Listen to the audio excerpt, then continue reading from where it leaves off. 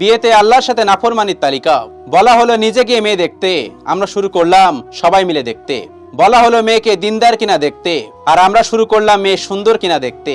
বলা হলো ছেলের দিনকে প্রাধান্য দিতে, আর আমরা শুরু করলাম ছেলের টাকা পয়সাকে প্রাধান্য দিতে।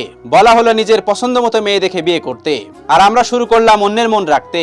বলা হলো মেয়ের মতামত নিয়ে বিয়ে দিতে, আর আমরা শুরু করলাম নিজের ইচ্ছাতে বাধ্য করে বিয়ে দিতে। বলা হলো কম খরচে বিয়ে করতে, আর আমরা শুরু করলাম অনুষ্ঠানের নামে টাকা পোসাই করতে।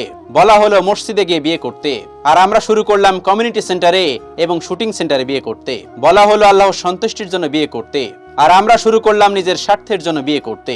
বলা হলো ছেলে পক্ষকে ওয়ালিমা করে মানুষকে খাওয়াতে, আর আমরা শুরু করলাম মেয়ের বাবার উপর জুলুম করে খাইতে। বলা হলো স্ত্রীর মোহরানা পরিশোধ করতে, আর আমরা শুরু করলাম যৌতুক নিতে। বলা হলো দ্রুত বিয়ে করতে, আর আমরা শুরু করলাম পিছিয়ে বিয়ে করতে। বলা হলো বিয়েকে সহজ করতে, আর আমরা শুরু করলাম কঠিন করতে।